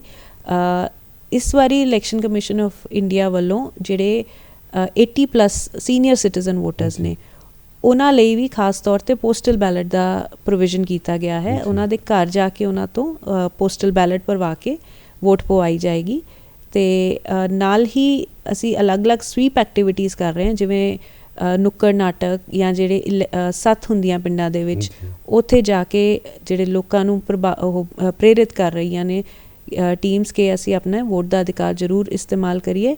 ਹੋਰ ਵੀ ਆਉਣ ਵਾਲੇ ਸਮੇਂ ਦੇ ਵਿੱਚ ਜਿਵੇਂ ਜਿਵੇਂ ਇਲੈਕਸ਼ਨ ਕਮਿਸ਼ਨ ਦੀਆਂ ਜਿਹੜੀਆਂ ਪਾਬੰਦੀਆਂ ਇਸ ਟਾਈਮ ਲੱਗੀਆਂ, ਜੇਕਰ ਉਹ ਹਟਦੀਆਂ ਨੇ ਤਾਂ ਹੋਰ ਵੀ ਲੈਵਲ 'ਤੇ ਜਿਹੜੀਆਂ ਸਵੀਪ ਐਕਟੀਵਿਟੀਜ਼ ਹੋਣਗੀਆਂ। ਜੀ ਮੈਡਮ, ਚੂੰਕਿ ਇਲੈਕਸ਼ਨ ਬੜੇ ਇਸ ਵੇਲੇ ਕੋਸਟਲੀ ਹੋ ਗਏ, ਅਸੀਂ ਦੇਖਦੇ ਹਾਂ ਕਿ ਇਹਦੇ ਵਿੱਚ ਹਰ ਉਮੀਦਵਾਰ ਬਹੁਤ ਜ਼ਿਆਦਾ ਖਰਚਾ ਕਰਦਾ, ਸੋ ਇਲੈਕਸ਼ਨ ਕਮਿਸ਼ਨ ਦੀਆਂ ਕੀ ਗਾਈਡਲਾਈਨਸ ਨੇ, ਕਿੰਨਾ ਖਰਚਾ ਕੋਈ ਉਮੀਦਵਾਰ ਕਰ ਸਕਦਾ ਔਰ ਉਸ ਦੀ ਮੋਨੀਟਰਿੰਗ ਕਿਸ ਤਰੀਕੇ ਨਾਲ ਕੀਤੀ ਜਾਂਦੀ? ਜੀ, ਪੰਜਾਬ ਦੇ ਵਿੱਚ ਅਸੈਂਬਲੀ ਇਲੈਕਸ਼ਨਸ ਜਿਹੜੀਆਂ ਹੋ ਰਹੀਆਂ ਨੇ ਉਹਦੇ ਵਿੱਚ ਇੱਕ ਉਮੀਦਵਾਰ ਲਈ ਜੋ ਖਰਚਾ ਲਿਮਿਟ ਨਿਰਧਾਰਿਤ ਕੀਤੀ ਗਈ ਹੈ ਉਹ 40 ਲੱਖ ਰੁਪਏ ਦੀ ਹੈ। ਸੋ 40 ਲੱਖ ਰੁਪਏ ਦੇ ਵਿੱਚ ਉਹਨਾਂ ਨੇ ਆਪਣਾ ਖਰਚਾ ਕਰਨਾ ਹੁੰਦਾ ਹੈ, ਅਤੇ ਨਾਲ ਹੀ ਹਰ ਕੈਂਡੀਡੇਟ ਵੱਲੋਂ ਆਪਣੇ ਖਰਚੇ ਦੀ ਸਟੇਟਮੈਂਟ ਰਿਟਰਨਿੰਗ ਆਫਿਸਰ ਨੂੰ ਟਾਈਮ ਟੂ ਟਾਈਮ ਦੇਣੀ ਹੁੰਦੀ ਹੈ, ਜਿਹਦਾ ਮਿਲਾਨ ਕੀਤਾ ਜਾਂਦਾ ਹੈ ਇਹ ਇਨਸ਼ੋਰ ਕਰਨ ਲਈ ਕਿ ਜੋ ਸੀਮਾ ਹੈ ਉਹਦੇ ਤੋਂ ਉਹ ਜ਼ਿਆਦਾ ਖਰਚਾ ਨਾ ਕਰਨ। ਜੀ, ਸੋ ਆਮ ਤੌਰ 'ਤੇ ਅਸੀਂ ਦੇਖਦੇ ਹਾਂ ਕਿ ਸਾਡੇ ਇਲੈਕਸ਼ਨ ਪ੍ਰਕਿਰਿਆ ਦੇ ਵਿੱਚ ਕਈ ਵਾਰੀ ਸ਼ਰਾਬ ਵੰਡਣ ਦਾ ਪ੍ਰਚਲਨ ਹੁੰਦਾ, ਕਈ ਵਾਰੀ ਪੈਸੇ ਦੇ ਨਾਲ ਵੀ ਪ੍ਰਲੋਭਨ ਦਿੱਤਾ ਜਾਂਦਾ। ਸੋ ਜੇ ਇਹੋ ਜਿਹੀ ਕਿਤੇ ਕੋਈ ਜਿਹੜੀ ਸਾਨੂੰ ਸੂਚਨਾ ਨਜ਼ਰ ਆਉਂਦੀ ਹੈ ਤਾਂ ਉਹਦੇ ਵਾਸਤੇ ਕੀ ਐਕਸ਼ਨ ਹੋ ਸਕਦਾ ਔਰ ਕਿਸ ਤਰੀਕੇ ਦੇ ਨਾਲ ਪ੍ਰਸ਼ਾਸਨ ਕੰਮ ਕਰਦਾ? ਇਹ ਦੋਨੋਂ ਹੀ ਚੀਜ਼ਾਂ ਜਿਹੜੀਆਂ ਤੁਸੀਂ ਮੈਂਸ਼ਨ ਕੀਤੀਆਂ, ਚਾਹੇ ਉਹ ਪੈਸੇ ਦੀ ਫਾਰਮ ਦੇ ਵਿੱਚ ਕਿਸੇ ਵੋਟਰ ਨੂੰ ਬਰਾਈਬ ਕਰਨ ਦੀ ਕੋਸ਼ਿਸ਼ ਕੀਤੀ ਜਾ ਰਹੀ ਹੈ, ਸ਼ਰਾਬ ਦੇ ਕੇ ਕੀਤੀ ਜਾ ਰਹੀ, ਜਾਂ ਹੋਰ ਕੁਝ ਕੀਮਤੀ ਵਸਤੂਆਂ ਦੇ ਕੇ ਕੀਤੀ ਜਾ ਰਹੀ ਹੈ, ਇਸ ਸਾਰੇ ਐਕਟੀਵਿਟੀਜ਼ ਨੂੰ ਬਹੁਤ ਸੀਰੀਅਸਲੀ ਲਿਆ ਜਾਂਦਾ ਹੈ ਇਲੈਕਸ਼ਨ ਪ੍ਰੋਸੈਸ ਦੇ ਵਿੱਚ, ਅਤੇ ਇਹਦੇ ਵਿੱਚ FIR ਲੌਜ ਹੁੰਦੀ ਹੈ ਇਮੀਡੀਏਟਲੀ, ਜੋ ਬਰਾਈਬ ਦੇ ਰਿਹਾ ਹੈ ਉਹਦੇ ਅਗੇਂਸਟ ਵੀ ਅਤੇ ਜੋ ਲੈ ਰਿਹਾ ਹੈ ਉਹਦੇ ਅਗੇਂਸਟ ਵੀ। ਇਹ ਸੈਕਸ਼ਨ 171B ਆਫ IPC ਹੈ, ਜਿਹਦੇ ਤਹਿਤ ਇਹ FIR ਹੁੰਦੀ ਹੈ, ਅਤੇ ਇਸ ਨੂੰ ਬਹੁਤ ਗੰਭੀਰਤਾ ਨਾਲ ਲੈਂਦੇ ਹੋਏ ਐਕਸ਼ਨ ਲਿਆ ਜਾਂਦਾ ਹੈ, ਇਹ ਇਨਸ਼ੋਰ ਕਰਨ ਲਈ ਕਿ ਵੋਟਰਾਂ ਨੂੰ ਕਿਸੇ ਤਰੀਕੇ ਨਾਲ ਪ੍ਰਭਾਵਿਤ ਗਲਤ ਤਰੀਕੇ ਨਾਲ ਨਾ ਕੀਤਾ ਜਾਵੇ। ਸੋ ਬੜਾ ਅਹਿਮ ਹੈ ਕਿ FIR ਲੌਜ ਹੋਏਗੀ ਔਰ ਚੂँਕਿ ਐਕਸ਼ਨ ਵੀ ਲਿਆ ਜਾਂਦਾ, ਸੋ ਇਸ ਕਰਕੇ ਵੋਟਰਸ ਦੀ ਜ਼ਿੰਮੇਵਾਰੀ ਸ਼ਾਇਦ ਇਹਦੇ ਉੱਤੇ ਜ਼ਿਆਦਾ ਆ ਜਾਂਦੀ ਕਿ ਉਹ ਆਪਣੇ ਆਲੇ ਦੁਆਲੇ ਥੋੜ੍ਹੀ ਪੈਣੀ ਨਜ਼ਰ ਜ਼ਰੂਰ ਰੱਖਣ। ਮੈਡਮ, ਆਮ ਤੌਰ 'ਤੇ ਅਸੀਂ ਦੇਖਦੇ ਹਾਂ ਕਿ ਲੋਕਤੰਤਰ ਨੂੰ ਸਫਲ ਬਣਾਉਣ ਦੇ ਵਿੱਚ ਵੋਟਰ ਦੀ ਬੜੀ ਅਹਿਮ ਭੂਮਿਕਾ ਹੁੰਦੀ, ਸੋ ਤੁਹਾਡਾ ਕੀ ਨਜ਼ਰੀਆ ਹੈ, ਵੋਟਰਸ ਨੂੰ ਕਿਸ ਤਰੀਕੇ ਨਾਲ ਐਡਵਾਈਸ ਕਰਦੇ ਹੋ ਕਿ ਉਹ ਆਪਣਾ ਵੋਟ ਦਾ ਅਧਿਕਾਰ ਕਿਸ ਤਰੀਕੇ ਦੇ ਨਾਲ ਪ੍ਰਯੋਗ ਕਰਨ ਤਾਂ ਕਿ ਅਸੀਂ ਲੋਕਤੰਤਰ ਨੂੰ ਹੋਰ ਮਜ਼ਬੂਤ ਕਰ ਸਕੀਏ? ਮੈਂ ਤਾਂ ਇਹੀ ਮੰਨਦੀ ਹਾਂ ਕਿ ਜਿਹੜਾ ਸਾਨੂੰ ਵੋਟ ਦਾ ਅਧਿਕਾਰ ਮਿਲਿਆ ਹੈ ਇਹ ਬਹੁਤ ਮਹਾਨ ਲੋਕਾਂ ਦੀ ਕੁਰਬਾਨੀ ਤੋਂ ਬਾਅਦ ਮਿਲਿਆ ਹੈ, ਬਹੁਤ ਲੰਬੀ ਸਟਰਗਲ ਤੋਂ ਬਾਅਦ ਮਿਲਿਆ ਹੈ, ਅਤੇ ਇਹ ਸਭ ਤੋਂ ਅਹਿਮ ਅਧਿਕਾਰ ਹੈ ਸਾਨੂੰ ਜੋ ਇਸਤੇਮਾਲ ਕਰਨਾ ਚਾਹੀਦਾ ਹੈ। ਅਤੇ ਇਲੈਕਸ਼ਨ ਕਮਿਸ਼ਨ ਆਫ ਇੰਡੀਆ ਵੱਲੋਂ ਜਿਸ ਦਿਨ ਵੋਟਿੰਗ ਡੇ ਹੁੰਦਾ ਹੈ, ਪੋਲ ਡੇ ਹੁੰਦਾ ਹੈ, ਉਸ ਦਿਨ ਛੁੱਟੀ ਵੀ ਦਿੱਤੀ ਜਾਂਦੀ ਹੈ। ਜੀ, ਅਸੀਂ ਉਸ ਛੁੱਟੀ ਨੂੰ ਇਹ ਨਾ ਮੰਨੀਏ ਕਿ ਉਸ ਦਿਨ ਘਰ ਬੈਠਣਾ ਹੈ, ਉਸ ਦਿਨ ਅਸੀਂ ਆਪਣੇ ਪੋਲਿੰਗ ਬੂਥ 'ਤੇ ਜਾ ਕੇ ਵੋਟ ਦੇਣੀ ਹੈ, ਅਤੇ ਵੋਟ ਜਦੋਂ ਦੇਣੀ ਹੈ ਉਦੋਂ ਸੋਚ ਸਮਝ ਕੇ ਉਸ ਕੈਂਡੀਡੇਟ ਲਈ, ਉਮੀਦਵਾਰ ਲਈ ਦੇਣੀ ਹੈ ਜਿਹਨੂੰ ਤੁਸੀਂ ਆਪ ਉਹਦੀ ਬੈਕਗਰਾਊਂਡ ਚੈੱਕ ਕੀਤੀ ਹੋਵੇ, ਜੋ ਤੁਹਾਡੇ ਮੁਤਾਬਿਕ ਤੁਹਾਡੀ ਵੋਟ ਉਹਨੂੰ ਜਾਣੀ ਚਾਹੀਦੀ ਹੈ, ਨਾ ਕਿ ਕਿਸੇ ਦੇ ਕਹੇ 'ਤੇ, ਕਿਸੇ ਲਾਲਚ ਦੇ ਵਿੱਚ ਆ ਕੇ, ਨਾ ਕਿ ਇਹ ਸੋਚ ਕੇ ਕਿ ਮੇਰੇ ਫੈਮਿਲੀ ਦੇ ਵਿੱਚ ਇਹਨੂੰ ਵੋਟ ਦਿੱਤੀ ਜਾਂਦੀ ਹੈ, ਮੇਰੇ ਦੋਸਤ ਦਿੰਦੇ ਨੇ। ਤੁਸੀਂ ਆਪਣਾ ਮਤਦਾਨ ਕਰਨਾ ਹੈ ਅਤੇ ਤੁਸੀਂ ਆਪਣੀ ਸੋਚ ਤੇ ਆਪਣੀ ਸਮਝ ਦਾ ਇਸਤੇਮਾਲ ਕਰਕੇ ਕਰਨਾ ਹੈ। ਸੋ ਬੜਾ ਅਹਿਮ ਮੈਡਮ ਨੇ ਜਿਸ ਤਰ੍ਹਾਂ ਹੁਣੇ ਜ਼ਿਕਰ ਕੀਤਾ ਹੈ ਕਿ ਅਸੀਂ ਵੋਟ ਦਾ ਇਸਤੇਮਾਲ ਆਪਣੀ ਸਮਝ ਦੇ ਨਾਲ ਕਰਨਾ ਹੈ ਔਰ ਬਿਨਾਂ ਕਿਸੇ ਲਾਲਚ ਔਰ ਬਿਨਾਂ ਕਿਸੇ ਦਬਾਅ 'ਚ ਆ ਕੇ ਵੋਟ ਦਾ ਪ੍ਰਯੋਗ ਕਰਨਾ ਹੈ। ਸੋ ਮੈਡਮ, ਆਮ ਤੌਰ 'ਤੇ ਅਸੀਂ ਦੇਖਦੇ ਹਾਂ ਕਿ ਮਤਦਾਨ ਦੀ ਪ੍ਰਕਿਰਿਆ ਦੇ ਵਿੱਚ ਅਗਰ ਗੱਲ ਕਰੀਏ ਤਾਂ ਜਿਹੜੀ ਮਹਿਲਾ ਵੋਟਰਸ ਨੇ ਉਹਨਾਂ ਦੇ ਵਾਸਤੇ ਵੀ ਕੁਝ ਖਾਸ ਤੁਸੀਂ ਕੁਝ ਇੰਤਜ਼ਾਮ ਪ੍ਰਸ਼ਾਸਨ ਵੱਲੋਂ ਕਿ ਉਹ ਉੱਥੇ ਜੀ ਹਰ ਵੋਟਰ ਦੀ ਵੋਟ ਦੀ ਉਨੀ ਹੀ ਕੀਮਤ ਹੈ, ਚਾਹੇ ਉਹ ਮਹਿਲਾ ਨੇ ਚਾਹੇ ਉਹ ਪੁਰਸ਼ ਨੇ, ਲੇਕਿਨ ਆਮ ਤੌਰ 'ਤੇ ਦੇਖਣ ਦੇ ਵਿੱਚ ਆਉਂਦਾ ਹੈ ਕਿ ਮਹਿਲਾਵਾਂ ਵੋਟ ਦਾ ਇਸਤੇਮਾਲ ਘੱਟ ਕਰਦੀਆਂ ਨੇ। ਲੇਕਿਨ ਮੈਨੂੰ ਬਹੁਤ ਖੁਸ਼ੀ ਹੋ ਰਹੀ ਹੈ ਦੱਸਦੇ ਕਿ ਮੇਰਾ ਜ਼ਿਲ੍ਹਾ ਜਿਹੜਾ ਹੁਸ਼ਿਆਰਪੁਰ ਹੈ ਉੱਥੇ ਸਭ ਤੋਂ ਜ਼ਿਆਦਾ ਫੀਮੇਲ ਵੋਟਰਸ ਐਨਰੋਲ ਨੇ ਪੂਰੇ ਪੰਜਾਬ ਦੇ ਵਿੱਚ, ਅਤੇ ਇਸ ਦੇ ਲਈ ਅਸੀਂ ਲਗਾਤਾਰ ਕੋਸ਼ਿਸ਼ ਕਰ ਰਹੇ ਹਾਂ ਕਿ ਜਿੰਨੀਆਂ ਫੀਮੇਲਸ ਐਨਰੋਲ ਨੇ ਉਹ ਵੋਟ ਕਰਨ ਵੀ ਆਉਣ। ਖਾਸ ਤੌਰ 'ਤੇ ਇਸ ਵਾਰੀ ਅਸੀਂ ਹਰ ਹਲਕੇ ਦੇ ਵਿੱਚ ਇੱਕ ਆਲ ਫੀਮੇਲ ਪੋਲਿੰਗ ਬੂਥ ਵੀ ਬਣਾ ਰਹੇ ਹਾਂ ਜਿੱਥੇ ਸਾਰਾ ਸਟਾਫ ਜਿਹੜਾ ਹੈ ਉਹ ਫੀਮੇਲਸ ਹੋਣਗੀਆਂ। ਸੋ ਇਸ ਤਰ੍ਹਾਂ ਦੇ ਅਸੀਂ ਉਪਰਾਲੇ ਕਰ ਰਹੇ ਹਾਂ ਜਿਹਦੇ ਨਾਲ ਔਰਤਾਂ ਜੋ ਹੈ ਉਹ ਵੀ ਆਪਣੀ ਵੋਟ ਦੀ ਮਹੱਤਤਾ ਨੂੰ ਸਮਝਣ ਤੇ ਵੋਟ ਕਰਨ ਜ਼ਰੂਰ ਆਉਣ। ਸੋ ਬੜਾ ਅਹਿਮ ਜਿਹੜਾ ਹੈ ਕਿ ਔਰਤਾਂ ਵਾਸਤੇ ਹੀ ਇਕੱਲਾ ਜਿਹੜਾ ਹੈ ਪੋਲਿੰਗ ਬੂਥ ਵੀ ਬਣਾਏ ਗਏ। ਸੋ ਬਹੁਤ ਸਾਰੇ ਹੋਰ ਵੀ ਉਪਰਾਲੇ ਨੇ। ਸੋ ਆਉਣ ਵਾਲੇ ਸਮੇਂ ਦੇ ਵਿੱਚ ਅਸੀਂ ਹੋਰ ਇਸ ਪ੍ਰਕਿਰਿਆ ਦੇ ਉੱਤੇ ਚਰਚਾ ਕਰਾਂਗੇ। ਸਾਡੇ ਨਾਲ ਗੱਲਬਾਤ ਕਰਨ ਲਈ ਬਹੁਤ ਬਹੁਤ ਸ਼ੁਕਰੀਆ। ਆਸ ਕਰਦੇ ਹਾਂ ਦਰਸ਼ਕ ਇਸ ਜਾਣਕਾਰੀ ਦਾ ਭਰਪੂਰ ਲਾਭ ਉਠਾਉਣਗੇ। ਬਹੁਤ ਬਹੁਤ ਸ਼ੁਕਰੀਆ। Thank you.